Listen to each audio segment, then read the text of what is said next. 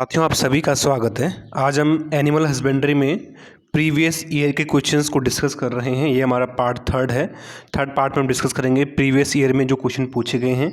इससे पहले मैं 2 पार्ट बना चुका हूँ, नीचे लिंक दे दूंगा, वहाँ से देख सकते हैं, या प्लेलिस्ट में प्रीवियस ईयर के नाम से एक लिस्ट बनी होगी, वहाँ पर आप जाके देख सकते हैं। इसमें बेहतरीन क्वेश्चन होंगे। ये सभी क्वेश्चन प्रीवियस ईयर में पूछे गए हैं, तो क्वेश्चन को ध्यान से आप देखें तो फ़ायदा आपको होगा। ठीक है, वीडियो को ध्यान से देखें और इन क्वेश्चंस का पीडीएफ आपको नीचे टेलीग्राम चैनल से या फिर व्हाट्सएप ग्रुप का लिंक भी नीचे मिलेगा आपको, वहाँ से आप डाउनलोड कर सकते हैं। चलिए स्टार्ट करते हैं बिना बात के, बात कम और काम ज़्यादा। चलिए यहाँ पे देखिए 20 क्वेश्चन तक मैं पिछले पार्ट में बना कर दिए थे, आपको बता दिए थे। नेक्स्ट क्वेश्चन जो है हम इस पार्ट में करते हैं। चलिए 21 क्वेश्चन देखते हैं। क्वीन इन काउ कंटेन्स, जो गायों में जो दूध वाली नस होती है उसमें क्या होता है। ठीक है, दूध वाली नस में क्या होता है, ब्लड होता है। क्या, मिल्क तो होता ही होता है, साथ में क्या होता है, ब्लड भी होता है। ब्लड का भी सर्कुलेशन उसी से होता है। तो ऑप्शन नंबर क्या हो जाएगा, बी करेक्ट हो जाएगा इसका आंसर। ठीक है, पूछा गया क्वेश्चन है, ये बहुत ही इंपॉर्टेंट क्वेश्चन है। सभी क्वेश्चन प्रीवियस ईयर में पूछे गए हैं, अदर स्टेट में भी और उत्तराखंड में भी पूछे गए, तो ध्यान से आप देखें। नेक्स्ट क्वेश्चन देखो, shortest period of stress cycle. जो स्ट्रेस साइकिल होती है उसका यानी जो मधचक्र होता है उसका सबसे छोटा जो है स्टेप कौन सा होता है। मैंने आपको बताया था जो स्ट्रेस साइकिल होता है वो उसमें 4 स्टेप्स होते हैं। पहले को एक होता है स्ट्रेस, दूसरा होता है प्रोस्ट्रेस, तीसरा होता है मेटास्ट्रेस और चौथा होता है डायस्ट्रेस। तो इन चारों में से सबसे छोटा जो स्टेप होता है, जो सबसे छोटा स्टेप होता है वो होता है कौन सा, वो होता है ऑप्शन नंबर ए। स्ट्रेस जो स्टेप होता है वो मधचक्र यानी स्ट्रेस साइकिल का सबसे छोटा स्टेप होता है, जबकि सबसे बड़ा स्टेप कौन सा होता है, डायस्ट्रेस होता है। लेकिन यहाँ पे सबसे शॉर्टेस्ट पूछा है, सबसे छोटा याद रखना है। सबसे छोटा कौन सा होता है, स्ट्रेस, और सबसे बड़ा कौन सा होता है, डायस्ट्रेस। ठीक है, तो आप ऐसे याद रख सकते हैं। अगर शॉर्टेस्ट पूछे, जैसे कि यहाँ पे पूछा हुआ है सबसे छोटा, तो आपको ये याद रखना है कि एक होता है स्ट्रेस और दूसरा होता है डायस्ट्रेस। तो स्ट्रेस वो है, स्ट्रेस छोटा होता है, डायस्ट्रेस बड़ा होता है। तो आपको ये याद रखना है कि जब छोटा पूछे तो स्ट्रेस में पहला अल्फ़ाबेट ई है, डायस्ट्रेस में डी है। तो जब छोटा पूछे तो आपको याद रखना है कि जिसका अल्फ़ाबेट बड़ा होगा वो रखना है, और जब बड़ा पूछे तो जिसका अल्फ़ाबेट छोटा होगा। छोटा पूछा है तो इनमें से जो बड़ा अल्फ़ाबेट किसका है, पहले डी आता है पहले ई आता है। तो ऑफकोर्स पहले जो है डी आता है, फ्री आते नहीं, ई बड़ा है, तो आंसर क्या हो जाएगा, स्ट्रेस। अगर लॉन्गेस्ट पूछता तो डायस्ट्रेस होता। मुझे उम्मीद आप समझ गए होंगे। ठीक है, चलिए 23 देखते हैं। 23 क्या है कि the major advantage of weaning in cows में यानी गायों में विनिंग का मेजर एडवांटेज क्या होता है। तो गायों में विनिंग का मेजर एडवांटेज होता है टू गेट क्लीन मिल्क, यानी प्योर मिल्क यानी साफ मिल्क को प्राप्त करना, ये इनका एडवांटेज होता है विनिंग का। विनिंग क्या होता है, देखिए विनिंग एक ऐसा वो प्रोसेस होता है जब गाय के बछड़े को, गाय बछड़ा देता है ना, आपको पता है, मैंने बताया था गाय भैंस के बच्चे को काफ बोलते हैं। तो गाय का जो बछड़ा होता है जब उसे गाय से दूर किया जाता है, जब वो बछड़ा देती है गाय, तो कुछ टाइम तक तो उस बछड़े को गाय का ही दूध पिलाते हैं, गाय के साथ रखते हैं, लेकिन कुछ टाइम बाद उस बछड़े को गाय से दूर कर दिया जाता है। ठीक है, तो उसी प्रोसेस को हम क्या बोलते हैं, विनिंग के नाम से जानते हैं। ठीक, कैटल्स की लैंग्वेज में उसे विनिंग कहा जाता है। तो इससे क्या हो जाता है, जो है टू गेट क्लीन मिल्क, इससे जो है साफ मिल्क मिलता है। ठीक है, ये इसका मतलब है। ठीक है, नेक्स्ट देखो 24 कि oogenesis एंड स्पर्मेटोजेनेसिस। oogenesis क्या होता है, फॉर्मेशन ऑफ एग, और स्पर्मेटोजेनेसिस क्या होता है, फॉर्मेशन ऑफ स्पर्म, यानी शुक्राणु का बनना और अंडाणु के बनने को oogenesis बोलते हैं और शुक्राणु के बनने को स्पर्मेटोजेनेसिस बोलते हैं। क्वेश्चन है कि oogenesis and spermatogenesis are a major physiological action of hormone from pituitary gland. ठीक है, यानी ये बोल रहा है कि oogenesis और स्पर्मेटोजेनेसिस यानी अंडाणु का बनना और शुक्राणु का बनना पिट्यूटरी ग्लैंड के किस हार्मोन द्वारा जो है वो कंट्रोल होता है। तो जो फॉलिकल स्टिमुलेटिंग हार्मोन होता है, कौन सा, option number C, follicle stimulating hormone, वो oogenesis यानी अंडाणु के बनने की प्रोसेस को और स्पर्मेटोजेनेसिस यानी कि शुक्राणु के बनने की प्रोसेस को कंट्रोल करता है, और वो पिट्यूटरी ग्लैंड से जो है सीक्रेट होता है। तो आंसर क्या हो जाएगा, फॉलिकल स्टिमुलेटिंग हार्मोन। ये भी याद रखना है, कहाँ से सीक्रेट होते हैं ये होते हैं कहाँ से, पिट्यूटरी ग्लैंड से। चलिए नेक्स्ट देखो 25 नंबर देखो क्वेश्चन है कि failure of retractor penis muscle to relax and to allow the penis to extend from the sheath is known as. तो इसको हम क्या बोलते हैं, इसको हम बोलते हैं ऑप्शन नंबर कौन सा, बी,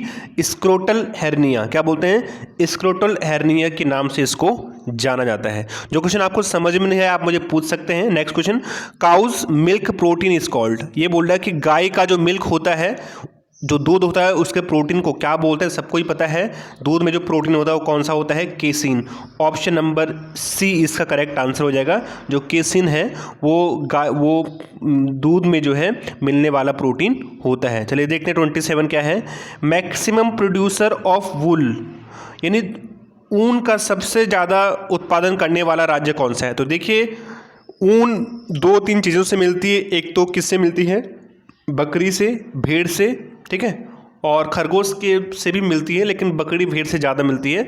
तो देखिए राजस्थान, क्योंकि सिप के उत्पादन में, सिप यानी भेड़ों के उत्पादन में राजस्थान का पहला या दूसरा स्थान आता है, तो इसीलिए इनमें से करेक्ट आंसर क्या हो जाएगा, राजस्थान। यानी जाहिर सी बात है जहाँ भेड़ बकरियाँ ज़्यादा होंगी वहाँ ऊन भी क्या होगा, ज़्यादा ही होगा, ठीक है। तो ऊन के उत्पादन में राजस्थान का क्या है, पहला स्थान है, ठीक है। जबकि दूध के उत्पादन में यूपी का पहला स्थान है, ठीक है।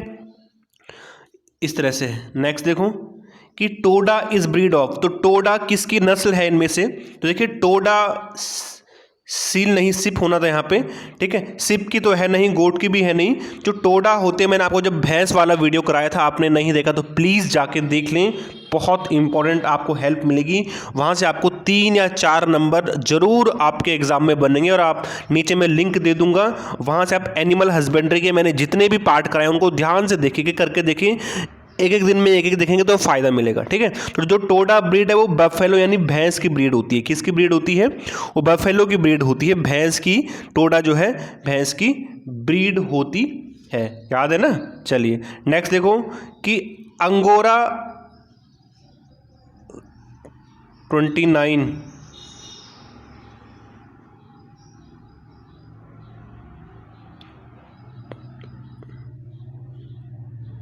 तो ये देखो buffer value of milk is due to.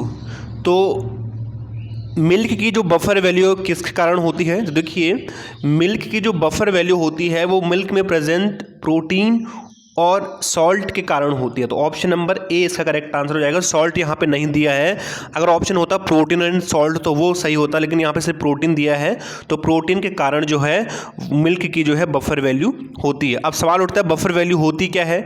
देखिए बफर वैल्यू वो होती है मिल्क के लिए जो मिल्क यानी दूध के जो पीएच है उसको चेंज नहीं होने देता, ठीक है। वो उसके पीएच को चेंज नहीं होने देता, उसी को हम बफर वैल्यू बोलते हैं, ठीक है। तो ऑप्शन नंबर ए इसका करेक्ट आंसर हो जाएगा, ठीक है। मिल्क एक बफर सॉल्यूशन होता है, इनमें एसिड और बेसिक सब्सटेंस होते हैं जो इसके एसिडिक और बेसिक पावर को कम नहीं होने देते, इसी को बफर वैल्यू के नाम से जाना जाता है। तो आपको याद रखना है कि मिल्क की बफर वैल्यू जो होती है वो प्रोटीन और सॉल्ट के कारण होती है। नेक्स्ट देखो बहुत इंपॉर्टेंट क्वेश्चन, अंगोरा। देखो मैंने कराया था आपको, बहुत इंपॉर्टेंट है। अंगोरा इज नेटिव ऑफ, यानी अंगोरा कहाँ से, कहाँ की जो है, कहाँ से उत्पन्न हुई है। तो पहले तो आपको ये भी पता होना चाहिए कि अंगोरा किसकी ब्रीड होती है। देखिए अंगोरा जो है वो बकरी की ब्रीड है। किसकी ब्रीड है, वो बकरी की ब्रीड है। अब कहाँ से ये उत्पन्न हुई है, ये उत्पन्न हुई है टर्की से। कहाँ से, टर्की से, ठीक है। तो अंगोरा जो है बकरी और खरगोश दो की ब्रीड होती है, लेकिन फेमस ज़्यादा बकरी के लिए है वो। तो अंगोरा जो टर्की से उत्पन्न हुई है, ठीक है। तो ऑप्शन नंबर ए जो है करेक्ट आंसर हो जाएगा। ओ ये नहीं, बी टर्की, ठीक है, ठीक है। और इससे अंगोरा से एक फेमस ऊन प्राप्त होती है, मैंने आपको बताया था। अंगोरा जो ब्रीड है बकरी की, इससे एक फेमस ऊन प्राप्त होती है। उस ऊन को हम मोहेयर के नाम से जानते हैं। क्या बोलते हैं, मोहेयर के नाम से जानते हैं। MO बहुत इंपॉर्टेंट है, मोहेयर। क्या बोलते हैं, मोहेयर के नाम से उस ऊन को जाना जाता है जो अंगोरा से प्राप्त होती है। और अंगोरा टर्की यानी इसे आज तुर्की के नाम से जाना जाता है, वहाँ की नेटिव ब्रीड है। समझ में आया ना, इंपॉर्टेंट है, याद रखें। जबकि पश्मीना ऊन भी होती है, एक तो अंगोरा ऊन होती है, ठीक है, और एक होती है पश्मीना ऊन। पश्मीना ऊन जो है बकरी से ही प्राप्त की जाती है, जनरली जम्मू कश्मीर में ये बकरियां मिलती हैं। तो आपको अंगोरा से याद रखना है कि एक तो इसका नेटिव प्लेस टर्की है और इससे ऊन प्राप्त होती है। और कौन सी ऊन, ऊन का नाम भी याद रखना है, मोहेयर प्राप्त होती है, याद रखें, आपको फ़ायदा रहेगा। ठीक है, चलिए देखते हैं अब 31 क्या है। 31 है कि mainly drought breed of cattle, यानी कैटल की वो नस्ल जो ड्रफ्ट यानी सूखे, जहाँ पे पानी कम होता है, उन जगहों पे जो है पाली जाती है। तो अमृत महल, कौन सी, जो अमृत महल है वो वाली, ये वाली ब्रीड गाय की बहुत ही फेमस है। ये उन जगहों पे ज़्यादा लोग इसको पालते हैं जहाँ पे पानी की कमी है, ड्रफ यानी सूखे स्थानों पे। तो अमृत महल गाय की ब्रीड है, जनरली ये राजस्थान वाले एरिया में ज़्यादा पाई जाती है जहाँ पानी की क्या होती है, कमी होती है। ठीक है, बाकी गिर भी एक गाय की नस्ल है जो कि गुजरात में इसकी नेटिव प्लेस मानी जाती है। ठीक है, साहिवाल दुधारू नस्ल है, अच्छी खासी नस्ल है। ठीक है, और कांकरेज आपको याद होगा कि सवाई चाल के लिए प्रसिद्ध गाय जो है कांकरेज है। ठीक है, नेक्स्ट देखो, थार पारकर इज नेटिव ऑफ, थार पारकर किसके नेटिव है। अब थार पारकर तो इसका करेक्ट आंसर है पाकिस्तान, सिंध, पाकिस्तान का सिंध एरिया, सिंध पाकिस्तान में है। तो वहाँ से थार पारकर ऐसा माना जाता है कि उसका उत्पत्ति स्थान कहाँ पे है, सिंध पाकिस्तान में है। अब आपको ये भी पता होना चाहिए कि थार पारकर जो है वो किसकी नस्ल है। तो थार पारकर जो है वो गाय की नस्ल होती है, किसकी, गाय की एक फेमस ब्रीड है। कौन सी है, गाय की फेमस ब्रीड है थार पारकर। और इसका उत्पत्ति स्थान कहाँ है, पाकिस्तान का सिंध इलाका। कौन सा, पाकिस्तान का सिंध इलाका जो है इस थार पारकर गाय का उत्पत्ति स्थान माना जाता है। तो ऑप्शन नंबर क्या हो जाएगा, सी करेक्ट आंसर हो जाएगा। ठीक है, नेक्स्ट देखो 33 देखते हैं क्या है। Salted meat of pig is known as, जो सुअर होता है उसका जो नमकीन सॉल्टेड मांस होता है उसको क्या बोलते हैं। तो मैंने आपको बताया था जो सुअर होता है उसके मांस दो तरह के होते हैं, एक होता है ऑर्डिनरी मांस जिसे हम पॉर्क बोलते हैं, PORK। दूसरा होता है सॉल्ट, जो मांस उसका नमकीन होता है उस मांस को बैकून के नाम से जाना जाता है। किसके नाम से, बैकून के नाम से जाना जाता है। तो आंसर क्या हो जाएगा, बैकून या फिर बैकून बोलते हैं लोग। तो ऑप्शन नंबर ए इसका करेक्ट आंसर हो जाएगा, क्या, बैकून, ऑप्शन नंबर ए। अब बीफ किसको मांस को बोलते हैं, आपको पता है बीफ किसके मांस को बोलते हैं। ठीक है, आप मुझे कमेंट करें कि बीफ किसके मांस को बोलते हैं, जबकि पॉर्क जो है पिग के ही मांस को बोला जाता है और चिकन जो है मुर्गी के मांस को बोला जाता है। आप मुझे कमेंट करेंगे कि बीफ क्या, बीफ किसके मांस को बोला जाता है। ठीक है, मैं आपका वेट WAIT कर रहा हूँ। ठीक है, नेक्स्ट देखो 33 हो गया, 34 भी होगा यहाँ पे। तो हाँ, मोस्ट पॉपुलर पोल्ट्री इन USA यानी अमेरिका की सबसे फेमस मुर्गी कौन सी है। तो जो अमेरिका, मैंने आपको जब मुर्गी वाला चैप्टर पढ़ाया था, लिंक नीचे दे दूंगा, बार बार बोल रहा हूँ, आप सोच रहे होंगे सर अच्छा प्रचार कर रहे हैं, अपना प्रचार नहीं कर रहा। ठीक है, आप लोगों का फ़ायदा उसमें, नीचे लिंक दे दूंगा सबका, मुर्गी का, भैंस का, बकरी का, भेड़ का, ठीक है, क्वेश्चंस का, वहाँ से आप जरूर देखें, उनको जरूर देखें। ठीक है, एक बार में एक ही वीडियो देखें, एक दिन में एक ही वीडियो देखें ताकि आपको सब चीज़ें याद हो जाए। तो USA में मुर्गी का जो फेमस ब्रीड है वो कौन सी है, इसे प्लाईमाउथ रॉक या फिर कई लोग पॉलीमाउथ रॉक भी बोलते हैं। तो ऑप्शन नंबर ए आपका करेक्ट आंसर हो जाएगा, प्लाईमाउथ रॉक या फिर पॉलीमाउथ रॉक अमेरिका में मुर्गी की सबसे फेमस ब्रीड होती है। ये डबल पर्पज़ वाली ब्रीड होती है, इससे मीट और एग दोनों के लिए पाला जाता है। तो ऑप्शन नंबर ए हमारा करेक्ट आंसर हो जाएगा, ऑप्शन नंबर ए प्लाईमाउथ रॉक या फिर पॉलीमाउथ रॉक। ठीक है, डबल पर्पज़ रॉक वो ब्रीड है, ये मीट और एग दोनों के लिए इसको पाला जाता है। ठीक है, चलिए नेक्स्ट देखो 35, लॉन्गेस्ट फेज, और देखो आगे वही question, longest phase of oestrus cycle. तो ओइस्ट्रस साइकिल का जो लॉन्गेस्ट फेज होता है वो कौन सा होता है, डायस्ट्रस होता है। अभी मैंने बताया था आप पहले, सबसे पहले, तो डायस्ट्रस जो है वो ओइस्ट्रस साइकिल का लॉन्गेस्ट फेज होता है। अब मुझे कैसे पता चला, इसने क्या पूछा है, लॉन्गेस्ट पूछा है। तो मैंने आपको बताया था आपको सिर्फ एक याद रखना है, एक याद रखना है आपको ईस्टस, ईस्टस जो है शॉर्टेस्ट होता है, और दूसरा याद रखना है डायस्ट्रस। तो डायस्ट्रस क्या होता है, बड़ा होता है, सबसे लंबा साइकिल होता है। इतना तो याद रख ही सकते हैं ना यार, है ना। इतना तो याद रख ही सकते हैं, इसमें तो आपको घुट्टी नहीं पिलानी पड़ेगी बस। अब जो पूछ दे, अगर लॉन्गेस्ट पूछा है तो आपको याद रखना है कि इंग्लिश के अल्फ़ाबेट में जो बड़ा है उल्टा कर देना, मतलब लॉन्गेस्ट पूछे तो छोटे वाले के साथ, शॉर्टेस्ट पूछे तो बड़े वाले के साथ। यहाँ पे लॉन्गेस्ट पूछा है तो क्या होगा, डायस्ट्रस हो जाएगा, ऑप्शन नंबर डी इसका करेक्ट आंसर हो जाएगा, बार बार बोल रहा हूँ। नेक्स्ट क्वेश्चन है कि finest wool in Rajasthan produced by, यानी राजस्थान में भेड़ से सबसे अच्छी ऊन किस ब्रीड से प्राप्त होती है, क्योंकि राजस्थान भेड़ के लिए ज़्यादा फेमस है और ऊन जो है भेड़ से प्राप्त की जाती है अधिकतर।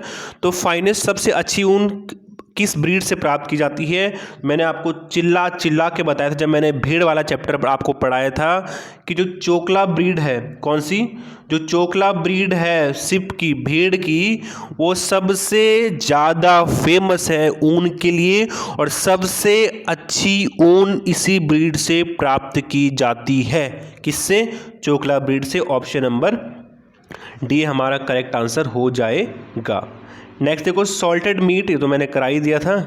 नेक्स्ट देखो क्या है कि केमिकल यूज्ड ऑफ डिहॉर्निंग इज, देखो कल भी ये क्वेश्चन आया था कि डिहॉर्निंग, कल क्वेश्चन ये था कि डिहॉर्निंग किस एज में किया जाता है। तो जनरली डिहॉर्निंग 1 वीक में, या फिर कई लोग 8 वीक भी बोलते हैं, तो 1 वीक में जो है जनरली कर देते हैं जो डिहॉर्निंग होती है। सिंग, डिहॉर्निंग मतलब सिंग को निकालना, कैटल से सिंग को निकाल देना, उसको डिहॉर्निंग कहा जाता है। जनरली 1 वीक में की जाती है। अब ये बोल रहा है कि डिहॉर्निंग करने के लिए किस केमिकल का यूज़ किया जाता है, ठीक है। NaCl नमक का, नहीं। कास्टिक पोटास, हाँ करेक्ट आंसर इसका कास्टिक पोटास, ठीक है। कास्टिक पोटास का यूज़ किया जाता है डिहॉर्निंग में। अब अगर मैं आपको फॉर्मूला पूछूं तो कई लोग मुंह उठा के कास्टिक पोटास का फॉर्मूला NaOH बता लेंगे। क्या आप बताएंगे, NaOH, लेकिन ये गलत है, ये कास्टिक सोडा का फॉर्मूला होता है। क्या, कास्टिक सोडा का फॉर्मूला होता है। कास्टिक पोटास का फॉर्मूला क्या होता है, KOH, क्या होता है, पोटेशियम हाइड्रोक्साइड को ही कास्टिक पोटास कहा जाता है। ये बेसिक होता है, क्षारीय होता है और ये रेड लिटमस को ब्लू कन्वर्ट कर देता है, ठीक है। तो याद रखना आपको, कास्टिक पोटास NaOH नहीं होता, KOH होता है, ठीक है। यहाँ पे NaOH होना चाहिए था, डी ऑप्शन थोड़ा गड़बड़ हो गया। नेक्स्ट देखो सानेन ब्रीड इज नेट, देखो 1 या 2 क्वेश्चन आपको ब्रीड की किसी भी एनिमल की, किसी भी, क्या 2-3 ही है बस, या तो बकरी की पूछेगा या भैंस की पूछेगा या फिर गाय की पूछेगा बस, या फिर मुर्गी की पूछेगा। इन चारों में से एक ना एक ब्रीड आपको आनी ही आनी है। तो ब्रीडों को ध्यान से देखें, वीडियो देख लें नीचे, जरूरी नहीं है कि मेरा ही वीडियो देखें, किसी और का भी वीडियो देख लें, लेकिन वो टॉपिक अपना क्लियर करके जाएं, ठीक है। क्वेश्चन है कि सानेन ब्रीड इज नेटिव ऑफ, सानेन ब्रीड कहाँ की, उसका उत्पत्ति स्थान कहाँ है। तो सानेन ब्रीड का उत्पत्ति स्थान स्विट्जरलैंड माना जाता है। कहाँ माना जाता है, स्विट्जरलैंड को सानेन ब्रीड का उत्पत्ति स्थान माना जाता है। अब कई लोगों को तो यही नहीं पता होगा कि सानेन किसकी ब्रीड है, किसकी नस्ल है। तो जो सानेन है वो बकरी की ब्रीड होती है। किसकी ब्रीड है, सानेन बकरी की ब्रीड है, बकरी की, GOAT, किसकी, GOAT बकरी की ब्रीड है। आप मुझे कमेंट करो, आपको होमवर्क है ये, कि बकरी का जूलॉजिकल नेम, कल भी हमने क्वेश्चन किया था, और बकरी में कितने क्रोमोसोम मिलते हैं, नंबर ऑफ क्रोमोसोम, और बकरी का जूलॉजिकल नेम, जंतु वैज्ञानिक नाम, आप मुझे कमेंट करेंगे। ओके, चलिए नेक्स्ट देखो 39 क्वेश्चन देखो कि गोट, यानी कई लोग गॉट भी बोलते हैं, तो जो बोलना है बोले। Goat tissue vaccine is used against, तो गोट टिश्यू वैक्सीन जो है वो इनमें से किस बीमारी के लिए प्रयोग की जाती है। तो जो गोट टिश्यू वैक्सीन यानी GTV है उसको यूज़ किया जाता है, ऑप्शन नंबर बी, रिंडरपेस्ट नामक बीमारी के लिए। किसके लिए, रिंडरपेस्ट नामक बीमारी के लिए गोट टिश्यू वैक्सीन का उपयोग किया जाता है। ऑप्शन ये वायरल डिजीज़ है, एक वायरस से डिजीज़ होती है। जनरली इसमें जो है भूख कम लगती है, ठीक है, फीवर होने लगता है, बॉडी का टेम्परेचर बहुत ज़्यादा होने लगता है। बाकी FMD मैंने आपको करा रखा है, इसे फुट एंड माउथ डिजीज़ भी बोलते हैं, ठीक है, और ब्लैक क्वार्टर डिजीज़ भी मैंने आपको करा रखा है। तो ऑप्शन नंबर बी इसका करेक्ट आंसर हो जाएगा। जो याद रखना आपको, गॉट टिश्यू वैक्सीन रिंडरपेस्ट नामक बीमारी में दिया जाता है, ठीक है। ये वायरस से होने वाली डिजीज़ है, ठीक है। इसमें फीवर आना इसका मेन सिम्टम्स होता है, ठीक है। नेक्स्ट देखो कि which animal have single stomach with large caecum unable to ruminate. तो वो कौन सा एनिमल है जिसके पास सिंगल स्टोमक मिलता है? जो डोंकी है, जो डोंकी DONKY होता है, उसके पास सिंगल स्टोमक मिलता है। चलिए स्टार्ट नेक्स्ट देखते हैं कि cattle disease transfer to man, यानी वो कैटल डिजीज जो मनुष्य में फैलती है, पाई जो है वो कैटल में जाते लेकिन मनुष्यों में भी फैल सकती है। वो कौन सी डिजीज़ है? एंथ्रेक्स डिजीज़ है। कौन सी डिजीज़ है?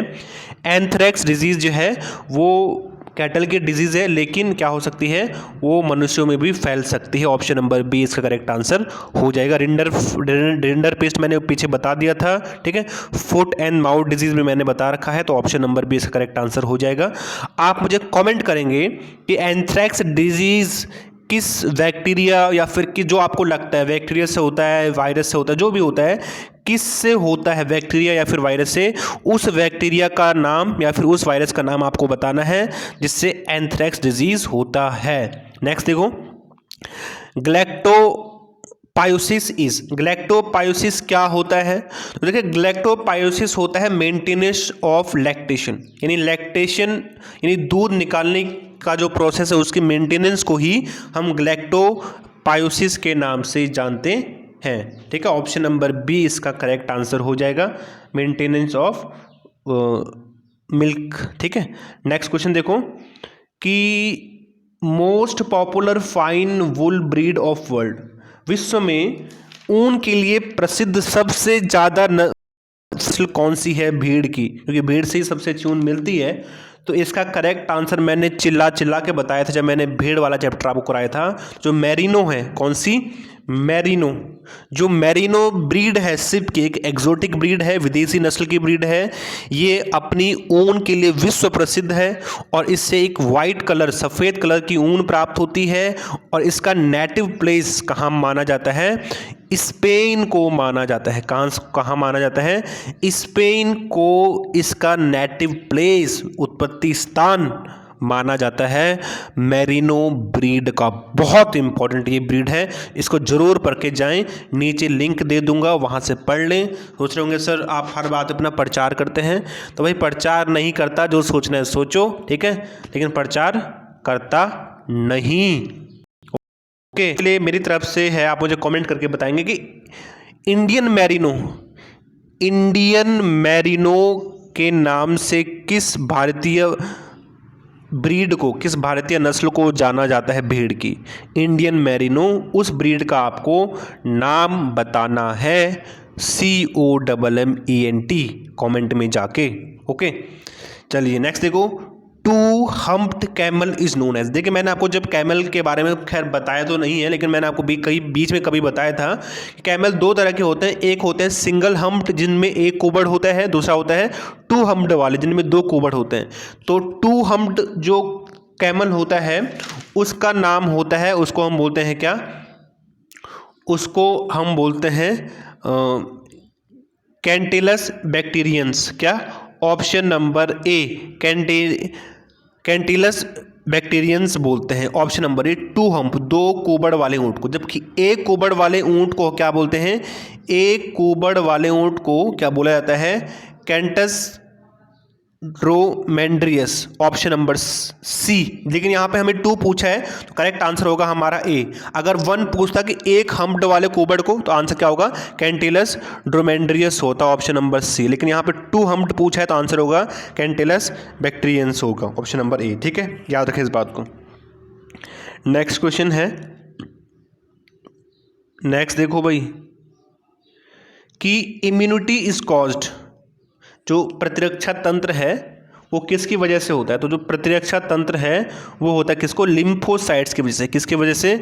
ऑप्शन नंबर ए, लिम्फोसाइट्स की वजह से हमारा जो इम्यूनिटी सिस्टम है वो होता है। इम्यूनिटी सिस्टम का आपको काम तो पता ही है, ये हमें रोगों से प्रतिरोधक लड़ने की क्षमता प्रदान करता है। WBC का कंपोनेंट होता है ये, ठीक है। तो WBC से रिलेटेड है ये, तो लिम्फोसाइट हमारा करेक्ट आंसर हो जाएगा, ठीक है। नेक्स्ट देखो, heat in camel is known as, यानी ऊंट में जो उष्मा हीट होती है उसे क्या कहा जाता है? तो हीट ऑफ कैमल को हम कहते हैं MUSTH, मस्ट। क्या बोलते हैं? MUSTH, मुस्त बोलते हैं कई लोग, या मस्ट बोलते, जो बोलना है बोलें। ऑप्शन नंबर, या इसी को TOOTH इस नाम से भी जाना जाता है। TOOTH, क्या? TOOTH के नाम से भी जाना जाता है, टूथ। तो मस्ट या टूथ है। अब होता क्या, देखिए कैमल में जो हीट होती है उसे मस्ट बोलते हैं, ठीक है, या फिर टूथ बोलते हैं। देखिए ये हीट का मतलब होता है कि वो टाइम जब कैमल जो है रिप्रोडक्शन के लिए तैयार होता है, रिप्रोडक्शन करना चाहता है। ये जनरली ये ऊंट जो है वो नवंबर से मार्च के, एक सीजनल ब्रीडर है ये। जो ऊंट होता है ये हमेशा सीजन में रिप्रोडक्शन करता है, ठीक है। नवंबर से लेके मार्च के टाइम में रिप्रोडक्शन करता है, उस टाइम में हीट निकालता है अपनी बॉडी से। उस हीट को कहा जाता है क्या? MUSTH या फिर TOOTH के नाम से भी जाना जाता है। नेक्स्ट देखो, मोस्ट पॉपुलर फाइन, ये तो मैंने करा दिया, मेरिनो है ना इसका, मुंह उठा के बार बार मैं एक ही करा रहा हूँ क्या? नेक्स्ट देखो, उल्टा है ना, इन्होंने ये PDF इन्होंने सही अरेंज नहीं कर रखी ना, तो उन्होंने ऊपर से करना चाहिए था। चलो कोई बात नहीं, खैर। Thick horns, broad dished forehead and short face are present in, ठीक है। यानी थिक मतलब थिक हॉर्न यानी सींग, ब्रॉड डिस्ड, ब्रॉड मतलब चौड़ा फॉरहेड, और शॉर्ट फेस किसकी पहचान होती है? देखिए जो कांकरेजी नस्ल है, कौन सी? ऑप्शन नंबर बी, कौन सी? गाय की जो कांकरेजी ब्रीड है, कांकरेज, इसे सवाई चाल के लिए भी जाना जाता है। तो कांकरेज ब्रीड जो है इसके सिंग थिक होते हैं, ब्रॉड डिस्ड फॉरहेड होता है और शॉर्ट फेस इसका होता है। तो किसकी पहचान है? ये कांकरेज ब्रीड की पहचान है। नेक्स्ट देखो कि estrogen, progesterone and relaxin hormones are secreted from, ये तीनों के तीनों जो है फीमेल से रिलेटेड हैं। ये दोनों तो फीमेल सेक्स हार्मोन ही हैं, ठीक है। और रिलैक्सिन ये प्रेगनेंसी के बाद हेल्प करता है, तो ये तीनों के तीनों फीमेल से रिलेटेड हैं, ठीक है। अब इनमें से ओवरी जो है फीमेल है, तो आंसर क्या होगा? एस्ट्रोजन, प्रोजेस्टेरोन और रिलैक्सिन हार्मोन ओवरी यानी अंडाशय से स्रावित होते हैं, जबकि एंड्रिलन से इमरजेंसी हार्मोन स्रावित होता है, ठीक है। पिट्यूटरी ग्लैंड से बहुत सारे हार्मोन स्रावित होते हैं, और थायराइड ग्लैंड से थायरोक्सिन हार्मोन स्रावित होता है, ठीक है। 49 देखो कि Morocco leather produced from skin of, जो मोरक्को चमड़ा है, लेदर बोलते हैं चमड़े को, यानी मोरक्को लेदर किससे प्रोड्यूस होता है? तो जो मोरक्को लेदर है वो प्रोड्यूस होता है बकरी की स्किन से। किससे? बकरी यानी गोट की स्किन से जो लेदर मिलता है उसको MOROCCO कहते हैं, मोरक्को स्किन कहा जाता है। और लास्ट क्वेश्चन आज के लिए कि पनीर क्या है? तो पनीर कब बनती है? पनीर है एक क्या? Coagulated milk product. क्या? एक कोगुलेटेड मिल्क प्रोडक्ट होती है पनीर। तो ऑप्शन नंबर सी इसका करेक्ट आंसर हो जाएगा। कोगुलेशन पता है ना आपको? कोगुलेशन मतलब जब लिक्विड जो है वो जमना से स्टार्ट हो जाता है, उसको कोगुलेशन कहा जाता है केमिस्ट्री के टर्म में। तो ऑप्शन नंबर सी इसका करेक्ट आंसर हो जाएगा। आज के लिए बस इतना ही। जय हिंद, जय भारत।